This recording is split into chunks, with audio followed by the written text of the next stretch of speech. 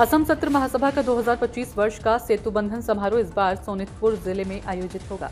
इसी वर्ष आगामी 4 और 5 अक्टूबर को 2 दिवसीय कार्यक्रम के रूप में असम के सोनितपुर जिले के अंतर्गत शहीद नगरी ढेकियाजुली में उक्त आयोजन संपन्न होगा। इसलिए इस विषय की जानकारी जनसाधारण को देने के उद्देश्य से ढेकियाजुली में सदो असम सत्र महासभा सोनितपुर जिला समिति ने आज एक प्रेस वार्ता आयोजित की।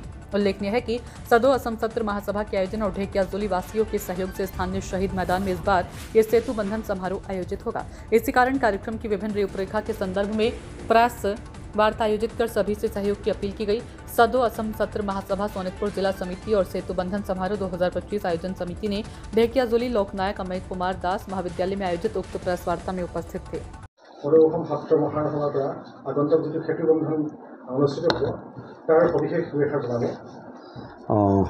সাংবাদিক বন্ধুসকলক ধন্যবাদ জনাই মই এই সেতু বন্ধন সম্পৰ্কে কিছু কথা ক'ব বিচাৰিছোঁ।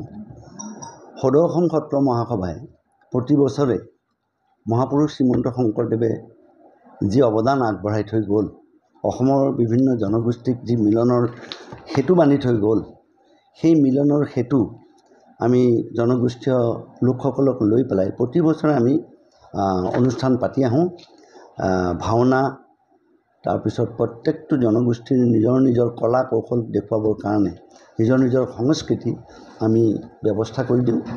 আৰু সেই মৰ্মে 2006 চনত এবাৰ ঢেকিয়াজুলিত হৈছিলে আৰু তাৰপিছত এইবাৰ আকৌ সদৌ অসম সত্ৰ মহাসভাই সেতু বন্ধন এই উৎসৱটি ঢেকিয়াজুলি মহানগৰ শ্বহীদ নগৰী বুলি বিখ্যাত ঢেকিয়াজুলি ইয়াত অনুষ্ঠিত কৰাৰ ব্যৱস্থা লৈছে। এইবাৰ এই অনুষ্ঠানটি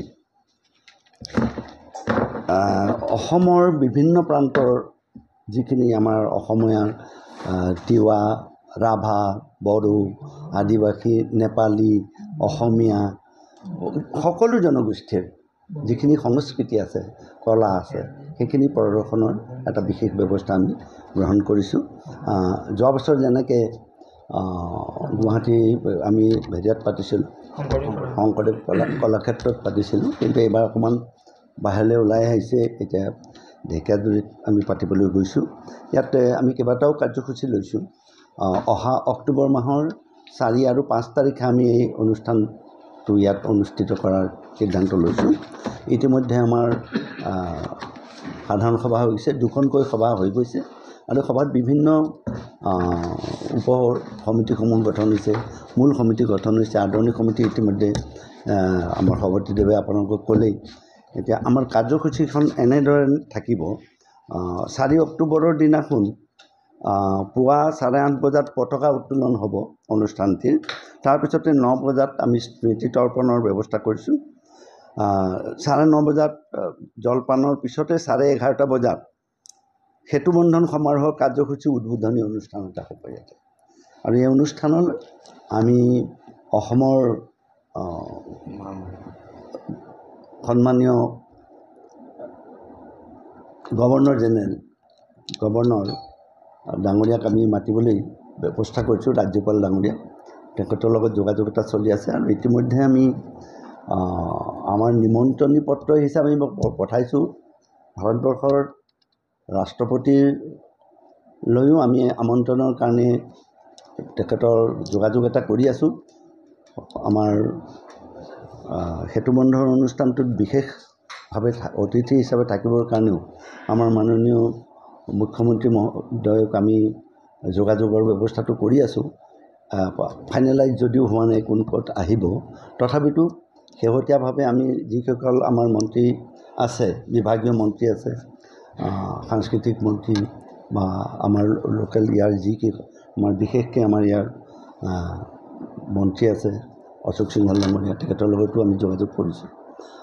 আৰু তাৰ উপৰিও শোণিতপুৰ জিলাৰ আশে পাশে ওচৰৰ যিসকল আমাৰ ব্যক্তি আছে, বিশেষকৈ MLA আছে, তেখেতসকলকো কৈছোঁ। আৰু সত্ৰাধিকাৰসকলৰ বিশেষ মাজুলীৰ পৰা যিসকল সত্ৰাধিকাৰ ইয়ালৈ আহিব, তেখেতসকলৰ ব্যৱস্থা, তেখেতসকলৰ ভিতৰতো আমি কেইবাগৰাকীকো ইয়াতে আমি এক মুখ্য পৃষ্ঠপোষক হিচাপে আমি গ্ৰহণ কৰিছোঁ।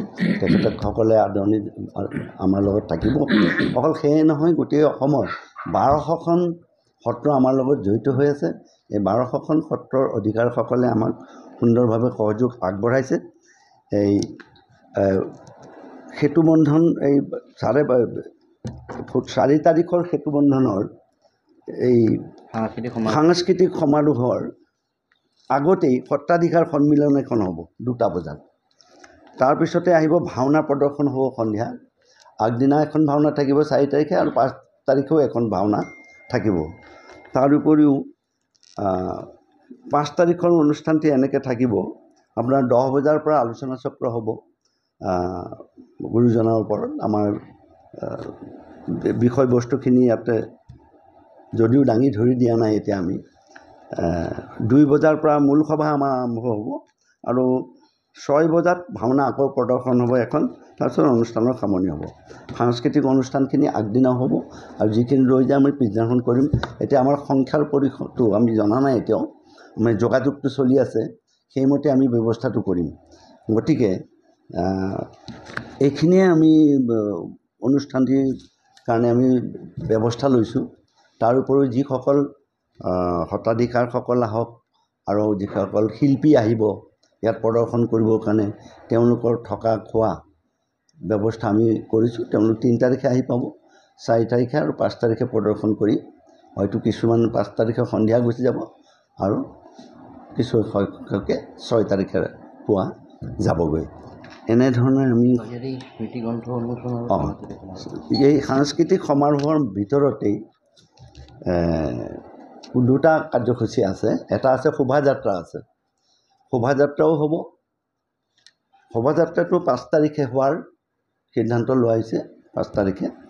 আৰু সেই অনুষ্ঠানৰ ভিতৰতে এখন আমাৰ স্মৃতিগ্ৰন্থ এখন ইয়াৰ পৰা উলিওৱাৰ এটা আমি আয়োজন কৰিছোঁ। এনেধৰণে আমি প্ৰস্তুতি এটা হাতত লৈছোঁ আৰু এতিয়া আগবাঢ়িছোঁ। আৰু অহাকালিৰ পৰা আমি এই সেতুবন্ধনৰ বাবে ৰাইজৰ মাজলৈ যাবৰ কাৰণে আমি এটা মাংগলিকভাৱে অনুষ্ঠানিক কাৰ্যসূচীৰ মাজেৰে যাবৰ কাৰণে আমি সিদ্ধান্ত লৈছোঁ। আমি অহাকালি বাসুদেৱ সত্ৰৰ পৰাই আমি তেজপুৰৰ বাসুদেৱ সত্ৰৰ পৰাই আমি এই ৰাইজৰ মাজলৈ যোৱাৰ ব্যৱস্থাটো বা আমি অনুষ্ঠানটোক আগুৱাই লৈ যোৱাৰ কাৰণে সিদ্ধান্ত গ্ৰহণ কৰিছোঁ।